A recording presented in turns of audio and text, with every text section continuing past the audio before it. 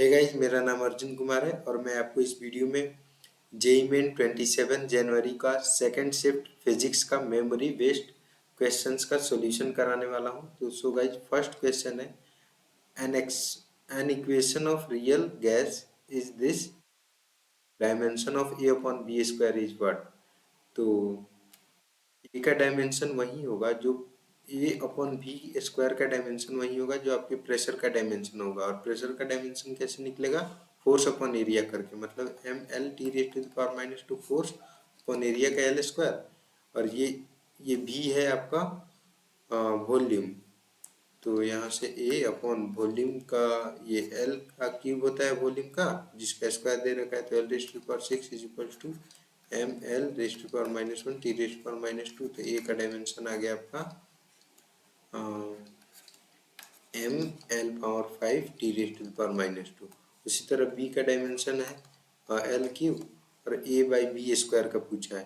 तो ए by B square का पूछा है तो M L minus 1 T raise to power minus 2 हो जाएगा, यानी कि M L minus 1 T raise to power minus 2। Option 1 is correct. So next question पर चलते हैं। क्वेश्चन नंबर 2 है assertion reason there can be positive zero error in vernier caliper. हाँ, negative और पॉजिटिव जीरो एरर दोनों होता है due to mishandling और रफ हैंडलिंग। हाँ, इसलिए तो होता है ना, मिस हैंडलिंग या फिर हैंडलिंग, रफ हैंडलिंग, या फिर ऐसे रख दिए, या फिर मतलब मान लीजिए स्केल में आपके एक्सपांशन कॉन्ट्रैक्शन हो गया, इस वजह से भी हो सकता है। तो असर्शन और रीजन दोनों करेक्ट है और करेक्ट एक्सप्लेनेशन भी है। So option 1 is the correct answer. Third question में देखते हैं। इन आरएलसी सीरीज सर्किट रेसिस्टेंस दे रखा है आपको, एल दे रखा है, सी दे रखा है, पूछा है पावर फैक्टर। पावर फैक्टर क्या होता है? Cos phi is equal to R by Z. Z का वैल्यू होता है under root of R square plus XL minus XC का होल स्क्वायर। अब एक्सएल और एक्सी निकालना पड़ेगा। XL is equal to omega L होता है, तो ओमेगा आपको हो जाएगा 2 pi F. 2 pi into frequency दे रखा है 50 इंटू एल की जगह पर 100 इंटू 10⁻³ अच्छा 100 बाई पाई है, यहाँ पाई से पाई कट गया। ये हो जाएगा आपको ये 50 दूना 100, ये 3 जीरो से ये सब खत्म, ये केवल 10 ओम हो गया। इसी तरह एक्सी निकलेगा omega C 1 upon omega C होता है, तो 1/2 इंटू पाई की जगह पर पाई इंटू ओमेगा की जगह पर 50 इंटू सी की जगह पर 10⁻³ ये पाई से पाई गया। उसके बाद में 1/ओमेगा इंटू सी, हाँ, सी बराबर 1/ओमेगा सी। तो ये कितना हो जाएगा? सी का वैल्यू दे रखा है 2 पाई। अच्छा हाँ, 50 दूना 100, ये हो गया 10⁻⁻1 नीचे बचा, यानी कि ये भी तो 10 ओम ही हो गया। अब एक्सएल और एक्सी जब माइनस करेंगे 10 माइनस 10 तो ये 0 हो गया, और आर स्क्वायर निकलेगा, यानी कि आर बाई आर, यानी कि पावर फैक्टर यहाँ 1 हो गया। क्यों? क्योंकि ये आपका एक्सएल और एक्सी बराबर हो गया। और क्वेश्चन नंबर 4 पर चलते हैं। एक बार क्वेश्चन नंबर 4 को थोड़ा सा रिसाइज कर देते हैं ताकि थोड़ा बड़ा दिखे। ठीक है, अब इसमें है कि a stone is released and while free fall stone covers 80 meters distance in the last 2 seconds। ये वाला 2 second. Find the distance of point A from the top most point. ये वाले पॉइंट का यहाँ से डिस्टेंस पूछा है, डी कितना होगा। तो मान लीजिए ये एक्स डिस्टेंस होगा, और यहाँ पर टी इज इक्वल टू 0, यहाँ पर T is equal to some time T, और यहाँ पर T is equal to T plus 2 हो जाएगा। तो बोल रहे हैं इतने टाइम में आपका ये टी प्लस 2 हो गया। तो ठीक है, निकल जाएगा। यहाँ पर मान लीजिए वेलोसिटी है यू आपका, तो यहाँ से distance, final distance minus initial distance करेंगे, आराम से निकल जाएगा। तो S at T plus 2 is equal to क्या हो जाएगा? यू अच्छा, यहाँ पे जो फाइनली हो जाएगा, फाइनली तो ये गिर जाएगा। ऐसा है कि stone is released in the last 2 seconds में इतना ट्रेवल किया। तो s is equals to u t plus a t कैसे निकलेगा, u t plus half a t square से। यू मान लीजिए यहाँ पर ये है यू इंटू टी, टी कितना होगा, टी होगा आपका 2 सेकेंड्स प्लस हाफ ए की जगह पर जी मान लीजिए 10 है इंटू टी स्क्वायर यानी कि 2 का स्क्वायर, तो ये आपका 80 दे रखा है। अच्छा, सब नीचे को ही हम पॉजिटिव ले रहे थे, यू भी नीचे है, टाइम तो 2 सेकेंड दे रखा है, हाफ ए की जगह पर 10 नीचे की तरफ, टी स्क्वायर की जगह पर टी स्क्वायर, तो 2 इंटू माइनस 2 5 या 10 क्योंकि 5 का 20, तो यू आ गया हमारा 60/2 यानी कि 30 मीटर पर सेकेंड। यहाँ पर आपका 30 मीटर पर सेकेंड है, तो इतना डिस्टेंस ट्रेवल करने में कितना टाइम लगाया हो ये पूछा जाए। तो बराबर ए प्लस ए टी से टाइम निकाल लेंगे, तो 30 is equal to u zero है प्लस ए टाइम पता है 10 इंटू टी, तो टी आ गया आपका 3 सेकेंड्स यहाँ से यहाँ तक के लिए। तो यहाँ अब डिस्टेंस निकल जाएगा ना, एस एट ए मतलब एस एट जीरो और s at a minus s at zero, s at a कितना है यू टी, यू जीरो है इंटू 3 प्लस हाफ ए की जगह पर 10 इंटू टी स्क्वायर की जगह पर 9, तो 2 पचे 10, 9 पचे 45, एस एट जीरो को जीरो ही लेंगे, 45 मीटर्स इसका आंसर हो जाएगा। और आपका जितना आंसर आया है एक बार कंफर्म करके बताइएगा, और ये क्वेश्चंस आए थे कि नहीं आए थे एक बार आप कंफर्म करके कमेंट में ज़रूर बताइएगा गाइज। क्वेश्चन नंबर 5 देखते हैं। A person is standing on horizontal ground. A rod of mass 12 kg is touching a shoulder of person and other and is resting on the ground. क्या बोल रहा है कि ऐसे कोई आदमी है और इसके कंधे पर ऐसे कोई रॉड ऐसे मतलब टचिंग बस टच कर रहा है, तो पूछ रहा है कि reaction force applied by the man, ये कुछ रिएक्शन फोर्स ऐसे लगाएगा N2, मान लीजिए ये N1 है ग्राउंड के द्वारा, तो ये 60 डिग्री, तो पूछ रहा है कि व्हाट विल बी, अच्छा ऐसे तो रिएक्शन फोर्स कितना है, ये N2 का वैल्यू पूछ रहा है, तो इस रॉड का एक mg होगा, इसी की वजह से तो इन दोनों N1 और N2 आएगा, जो कि दे रखा है 12 kg, तो 12g ले लेंगे और N2 निकालना है, तो इसके अबाउट टॉर्क बैलेंस करेंगे तो N1 का जीरो हो जाएगा, N2 निकल जाएगा आराम से। तो balancing the torque about this point O, और मान लीजिए हम इस डायरेक्शन के टॉर्क को पॉजिटिव ले रहे हैं, तो 12g इंटू ये वाले पॉइंट से 12g का डिस्टेंस, मान लीजिए लेंथ है इसका कितना दे रखा है, अच्छा L मान लीजिए L है तो L/2 हो जाएगा, यहाँ से यहाँ तक है तो ये वाला डिस्टेंस L/2 cos थीटा होगा, L/2 cos 60, L/2 cos 60 का वैल्यू कितना होता है 1/2। अच्छा ये ऐसे घुमा रहा है नीचे की तरफ, यानी कि इसको निगेटिव लेंगे प्लस इधर वाला N2 इंटू L cos 60 यानी कि L/2, ये टोटल L cos 60, अच्छा नहीं ये तो N2 इसके परपेंडिकुलर ही होगा ना रॉड के, तो 1/2 नहीं लेंगे, ये केवल L ले लेंगे इक्वल्स टू 0, तो यहाँ से आपका N2 निकल जाएगा, L से L तो कट जाएगा, N2 निकल जाएगा 12 इंटू 10 डिवाइडेड बाई 4, 4×3=12 यानी कि 30 न्यूटन, यही आंसर होगा। अब क्वेश्चन नंबर 6 पर चलते हैं। अच्छा क्वेश्चन नंबर 6 को भी थोड़ा सा हम रिसाइज कर देते हैं ताकि, हाँ अब हो गया। The point B is at the highest point of trajectory of an object, magnitude of acceleration at A and B equal, find the angle theta S one. तो ये आपको यहाँ पर वर्क एनर्जी थ्योरम लगाने वाला कॉन्सेप्ट है, यहाँ से यहाँ तक मैक्सिमम यहाँ तक गया है, इसका मतलब final kinetic energy minus initial kinetic energy work done net क्या होता है कि फाइनल माइनस के इनिशियल डन नेट किसके द्वारा एक होगा, mg ही है बस कुछ नहीं है, और तो mg नीचे लग रहा है और यहाँ से यहाँ तक जो ऊपर की तरफ डिस्टेंस कवर हुआ, मान लीजिए ये आपका एल है, तो ये हो जाएगा एल कॉस थीटा, और ये टोटल एल है तो M G into minus L cos theta.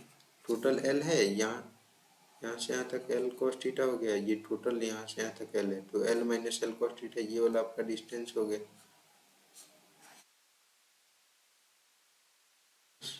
Theta. यही निकालना है, equal to kinetic energy final 0 minus initial half M V naught square. तो एम जी से एम जी, अच्छा यहाँ पर ये एम जी नीचे लग रहा है, डिस्प्लेसमेंट ऊपर हो रहा है, तो यहाँ पर निगेटिव साइन आएगा, और ये निगेटिव यहाँ से कट जाएगा, एम से एम गया, वी इज इक्वल टू हो गया आपको V naught is equal to under root of G L into one minus cos theta. पूछा क्या है, अच्छा बी नॉट का तो वैल्यू पता ही नहीं है, तो कैसे निकलेगा, ऐसे ही मतलब निकल जाएगा। 1 माइनस कॉस थीटा का फॉर्मूला होता है 2 साइन स्क्वायर थीटा बाई 2, कुछ लगाइएगा आराम से आ जाएगा, बी नॉट का वैल्यू अगर पता हो तो। क्वेश्चन नंबर 7 में देखते हैं। In an adiabatic process pressure is proportional to cube of temperature, find Cp by Cv। Adiabatic process है, बोल रहा है pressure is directly proportional to cube of temperature, तो गामा का वैल्यू पूछ रहा है। एडियाबैटिक प्रोसेस क्या होता है, पीवी रेस्ट टू पर गामा बराबर कांस्टेंट।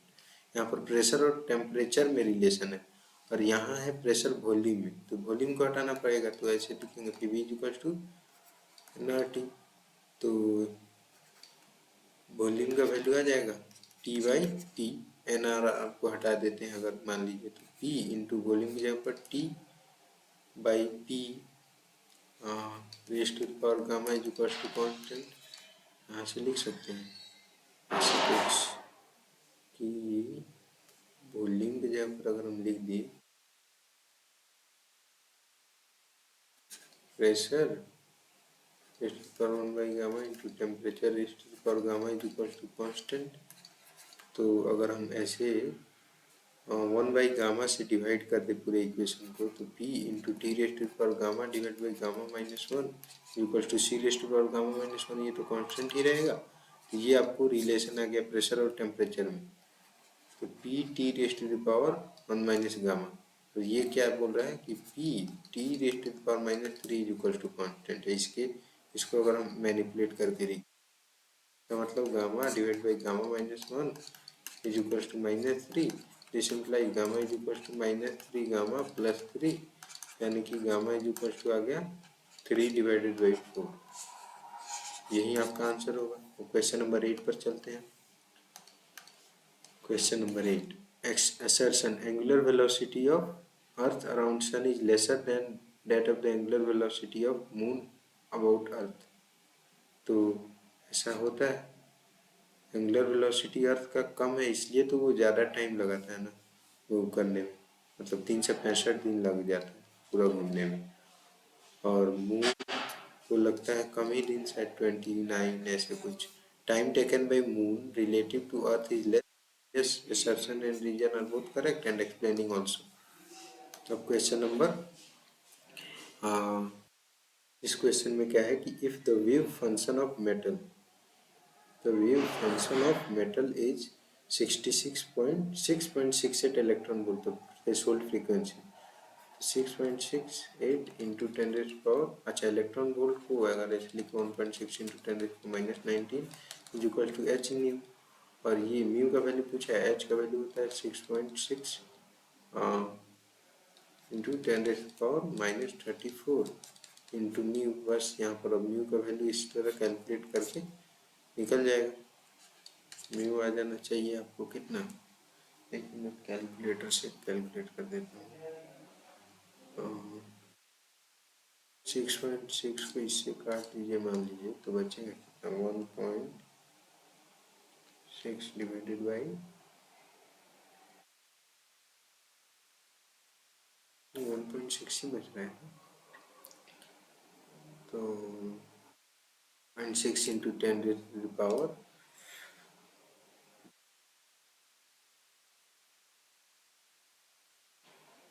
34 माइनस 19 15, ये वाला करेक्ट होना चाहिए इसका मतलब।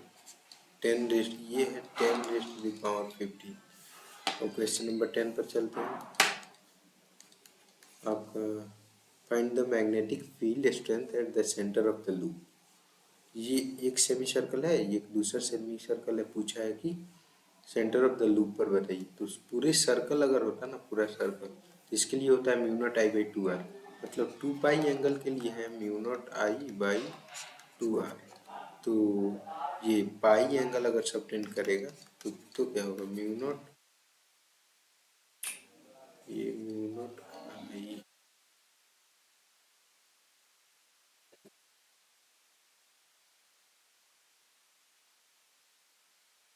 आई by two are.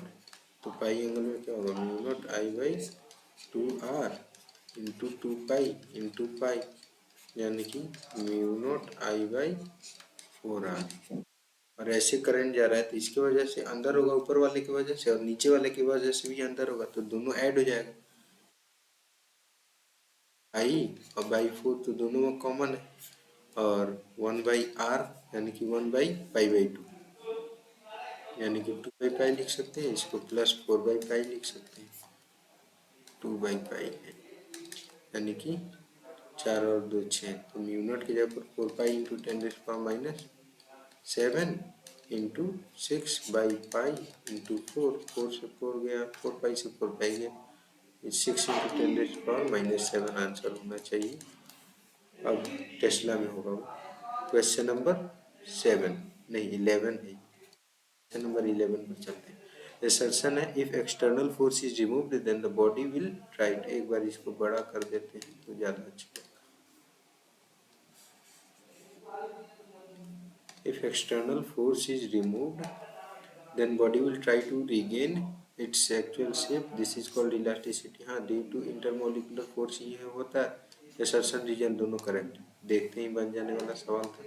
A bullet gets embedded in a fixed target. It is found that the bullet loses 1/3 of its velocity in traveling 4 centimeter into the target and lose remaining kinetic energy while traveling further distance d. To find d.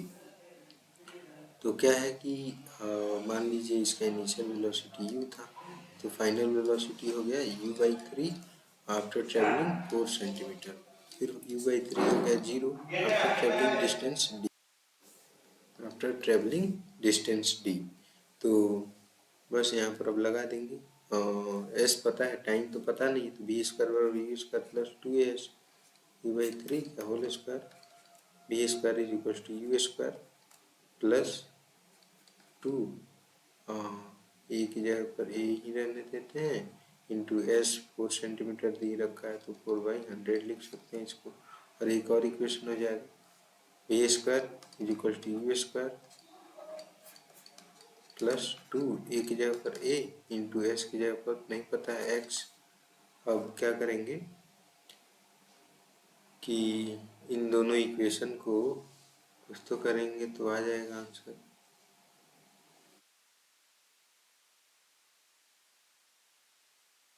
इन दोनों को add कर देते हैं तो क्या होगा, ये वाला इससे कट जाएगा, है ना, बचेगा क्या, 0 is equal to u square plus 2a into ये है 4/100, यानी कि 8a/100 प्लस 2ax। अब ये पूछा है आपसे x, लेकिन ये बन नहीं पा रहा, क्यों। ये बराबर ई प्लस ए टी इसमें नहीं लगेगा, बी स्क्वायर बराबर यू स्क्वायर प्लस 2as लगाएंगे, रिमेनिंग काइनेटिक एनर्जी को लॉस कर देगा सेकेंड टाइम में। losses remaining kinetic energy while traveling further distance this।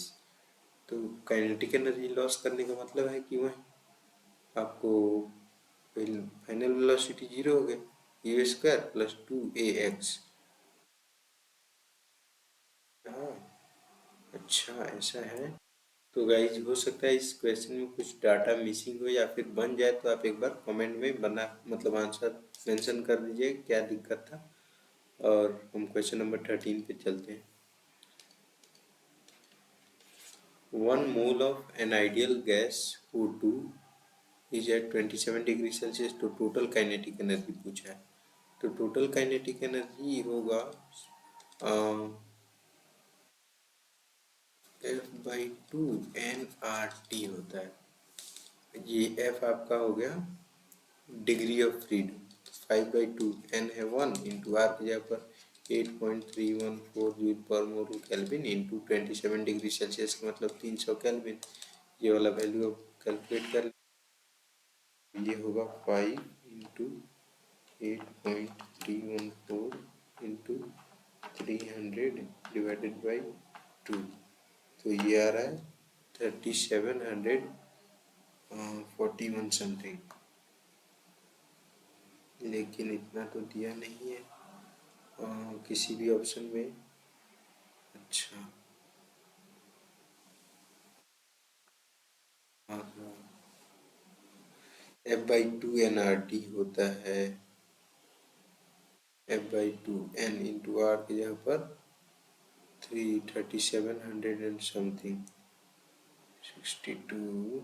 एक मिनट, नहीं इसका आंसर ठीक आ रहा है 62। एक मिनट, कैलकुलेशन में गड़बड़ी था मेरे। 6235.5, जो कि 62 इसके अप्रोक्सीमेट है। क्वेश्चन नंबर 14,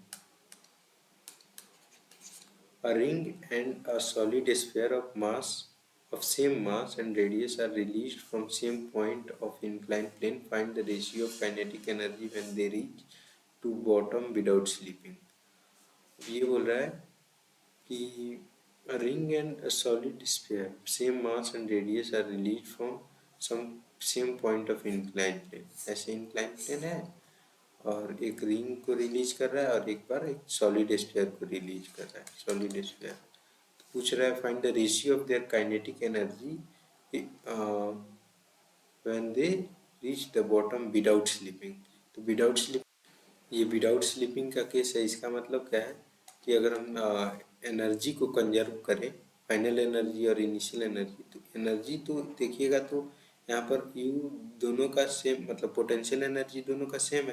तो जब ये कोई लॉस नहीं हो रहा है बीच में किसी के भी द्वारा, यहाँ पर आकर इसका मतलब आपका फाइनल जो काइनेटिक एनर्जी होगा वो तो सेम ही होगा, यानी कि option number 4 is correct. Question number 18, 3 voltmeters of different internal resistances are connected as shown in the figure, तो which is true। तो V1 मान लीजिए ये एक बैटरी के अराउंड मान लीजिए 5 वोल्ट से लगा दिए गए, तो 5 वोल्ट किसके अक्रॉस है, V3 हो गया। और V1 और V2 में 5 वोल्ट बटा हुआ है, तो V1 नहीं, ये तो नहीं है। अच्छा हाँ, ये तो ये नहीं है, मतलब इक्वल ही होगा ना, 5 ही वोल्ट V1 और V2 में बढ़ता है, तो V1 प्लस V2 बराबर V। क्वेश्चन नंबर 16 पे चलते हैं। Specific resistance S is given as this, RA/L, if its length is doubled corresponding change in S। ऐसा है कि स्पेसिफिक रेसिस्टेंस डिफाइंड होता है resistance of any wire, resistance of wire of unit length and unit area. ये unit area और length के लिए इसका डेफिनेशन ही फिक्स्ड है, तो एस कभी चेंज ही नहीं होगा, no change in S.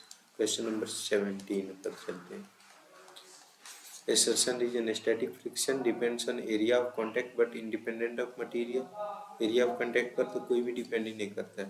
Kinetic friction is independent of area of contact but depends on the material, ये सही। Assertion is false but region is true। Question number 18,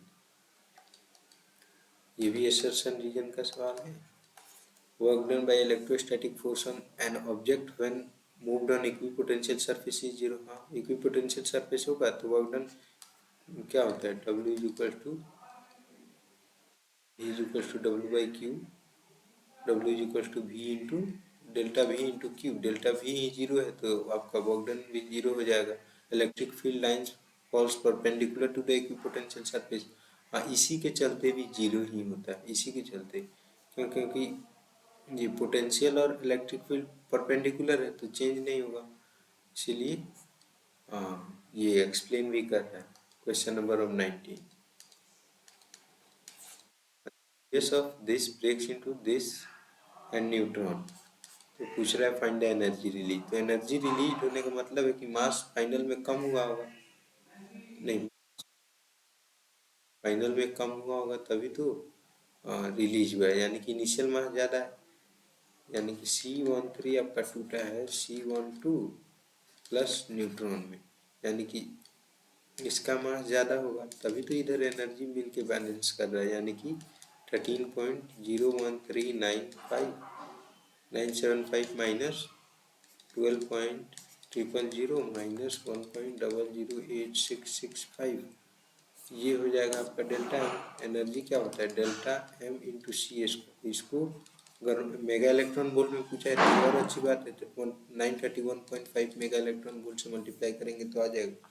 calculator में मैं डाल देता हूँ, इसका वैल्यू 13.01975 माइनस 12 माइनस 1.00865 मल्टीप्लाई करना है हमको 931.5 मेगा इलेक्ट्रॉन वोल्ट से, 4.94 के आसपास आ रहा है, यानी कि ऑप्शन नंबर 3 करेक्ट होना चाहिए।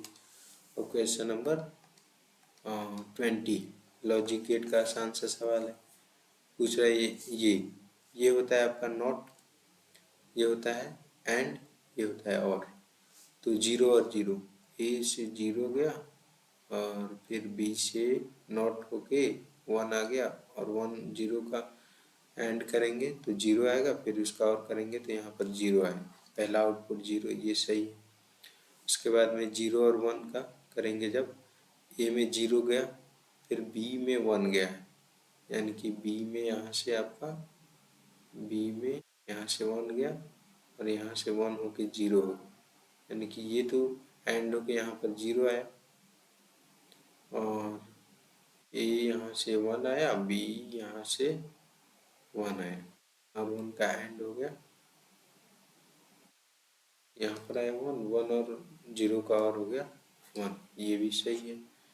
अब 1 और 0 का तो वही होगा, 1 और 1 का क्या करेंगे, 1 यहाँ पर आया ए में और यहाँ पर 0, तो 1 और 0 का एंड 0 हो गया 0, फिर यहाँ पर ए 0 है, यहाँ पर बी 1 है, एंड करेंगे 0 0 और 0 का और करेंगे 0 होना चाहिए, 0 होना चाहिए, और है इसमें नहीं है, यानी कि ऑप्शन नंबर 4 करेक्ट है।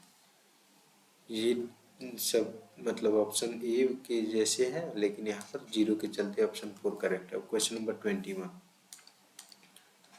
21 in a transformer ratio of turns in primary to secondary coil is this. तो 10/1 दे रखा है, तो V1/V2 यही होता है, और प्राइमरी वोल्टेज 230 है, तो सेकेंडरी निकल जाएगा 230, V2 आ गया 20, ठीक है। तो पूछा है the resistance of the secondary wire, अगर इतना है तो find the output power. Power output क्या होगा, V आउटपुट का स्क्वायर रेसिस्टेंस आउटपुट, तो 23 × 23/46, 23 दूना 46 और 23/2 कितना हो जाएगा 11.5 वाट। क्वेश्चन नंबर 22 ये आपका वेव्स का सवाल है, आसान सा। Fundamental if there fundamental frequencies are sounded together beat is this, मतलब फ्रीक्वेंसी का डिफरेंस को ही तो ये बोलते हैं बीट। मान लीजिए F1 है इसका, अब F1 कैसे निकालेंगे, तो ऐसे देखिएगा, तो ऐसे बनेगा इसका भी फंडामेंटल में, तो ये λ/4 इज इक्वल टू मान लीजिए 150, लैम्डा आ गया यहाँ से 300, तो V is equal to F lambda होता है, तो F is equal to V/λ, तो V मान लीजिए वेलोसिटी ऑफ साउंड है और लैम्डा 300, और यहाँ इसको F1 कर लीजिए, और लेकिन यहाँ पर देखिए दोनों तरफ से क्लोज्ड होने का मतलब ये होगा ऐसे क्लोज्ड, तो ये λ/2 है। लैम्डा क्या होता है ऐसे, तो ये इसके सिमिलर है, और ये वाला केवल हाफ था इतना, इसलिए λ/4 लिखे थे। तो λ/2 इज इक्वल टू 350, लैम्डा आ गया यहाँ से 700 यहाँ से, और F2 आ जाएगा V/700, और दोनों का डिफरेंस करेंगे तो v/300 माइनस v/700 जो कि दे रखा है 7, यहाँ से v आ जाएगा, v into 700 minus 300 divide by 400 divide by 300 into 700 is equals to 7। बस यहाँ से v निकल जाएगा, ये v हो जाएगा कितना 7 इंटू 700 3 डिवाइडेड बाई 4। बस ये हो जाएगा v आपका 3675। और ये सेंटीमीटर में है तो सेंटीमीटर पर सेकेंड यानी कि 36.75 मीटर पर सेकेंड होना चाहिए, ऐसा कुछ। तो ये क्या गलत है या फिर सही है? भी अगर कमेंट करें तो 1/300 प्लस 1/700 300 इंटू 700, हाँ तो 700 माइनस 300 बराबर 400 इक्वल्स टू 7 दे रखा है, यही होगा मेरे हिसाब से। वेलोसिटी पूछा था, निकल भी गया, ठीक है। हाँ तो अब हम नेक्स्ट क्वेश्चन पे चलते हैं। For a 200 micro ampere current galvanometer deflect by this, तो for what value of current it will deflect by. अच्छा, डिफ्लेक्शन जो होता है ना गैल्वेनोमीटर का, वो डायरेक्टली प्रोपोर्शनल टू करंट होता है, यानी कि π/3 के लिए अगर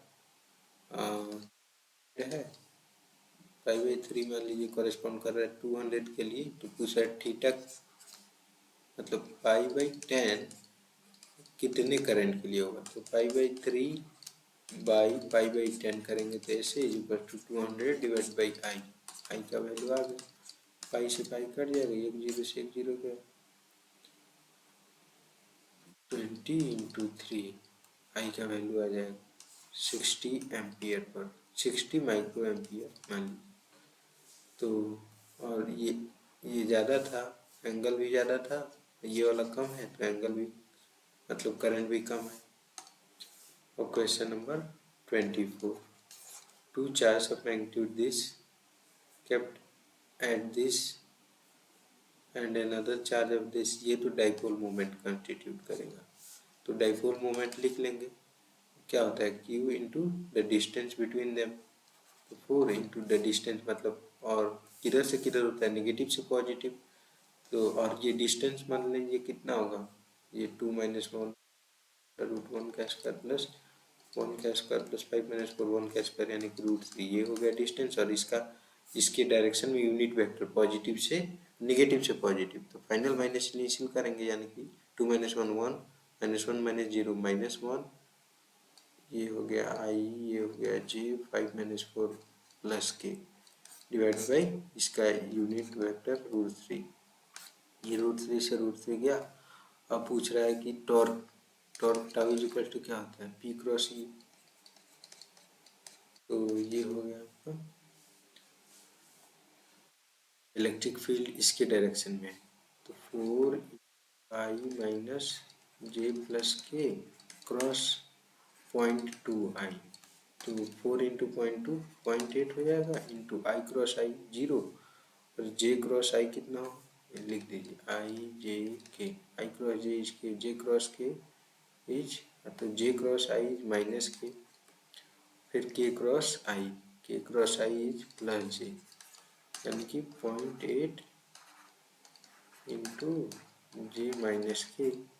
अब पूछा है क्या, अच्छा, और ये माइक्रो फैरेड में, माइक्रो कूलम में 10⁻⁻6 है, और ये 0.8, अब इसका मैग्नीट्यूड निकालेंगे तो क्या होगा, इसका मैग्नीट्यूड जब होगा तो ये √2 से मल्टीप्लाई हो जाएगा, तो यहाँ पर बस इसका वैल्यू पूछा था, इंटू 10⁻⁻6, इसको ऐसे लिख सकते हैं 8 इंटू 10⁻⁻, कुछ होगा लेकिन अल्फा का वैल्यू तो 2 होना चाहिए, ठीक है। यहाँ पर 10⁻⁻ में कुछ कंफ्यूजन है, एक बार आप कमेंट करके ज़रूर बता दीजिएगा अगर देख रहे हैं वीडियो यहाँ तक, तो वैसे यहाँ तक कोई पहुँचेगा या फिर नहीं, इसकी कोई गारंटी भी नहीं। 25, A nucleus with atomic number 50 and having radius of this. Calculate the potential in on the surface. तो पोटेंशियल का फॉर्मूला क्या होता है ऑन द सरफेस? के क्यू बाई आर। के का वैल्यू 9 इंटू 10⁹ इंटू क्यू की जगह पर 50 इंटू 50 इलेक्ट्रॉन होगा। 1.6 into 10⁻⁻90 divided by radius 9 into 10⁻, ये सेंटीमीटर में -13 तो +13 हो जाएगा मीटर। तो ये आपका आ जाएगा 9 से 9 गया और ये 15 और 9 9 5 14 24 24 ये इससे कटेगा। ठीक है, तो ये 24 में से 19 जाएगा तो यहाँ पर बचेगा 5 10⁻+5 बचेगा और ये लिखेंगे ऐसे 0.6 इंटू 50, ये हो गया आपका 80 इंटू 10⁻5 ये होना चाहिए। और क्वेश्चन नंबर 26 जो कि लास्ट है मेरे पास।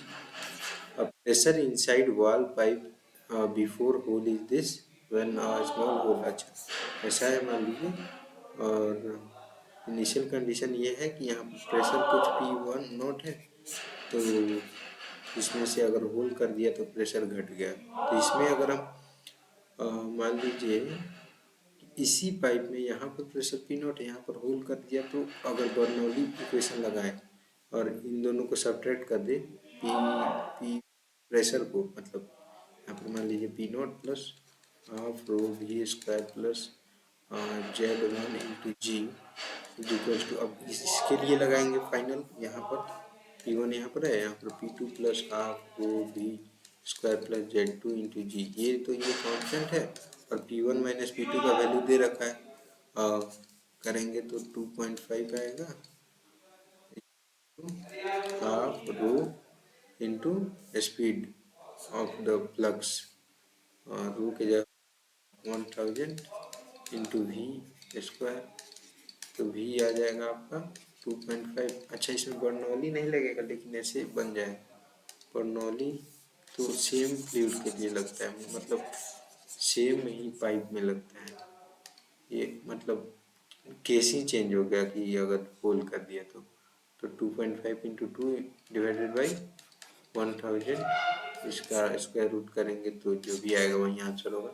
सो गाइज ये सॉल्यूशंस आपको कैसे लगे हमें कमेंट करके कमेंट सेक्शन में ज़रूर बताइए, और ऐसे ही सॉल्यूशंस के लिए हमारे चैनल मतलब IITian अर्जुन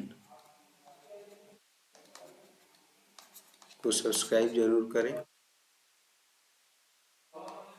और शेयर भी करें अपने दोस्तों में अगर कोई आपके साथ प्रिपेयर कर रहा है तो। Thank you guys for watching, see you in the next video. Thank you.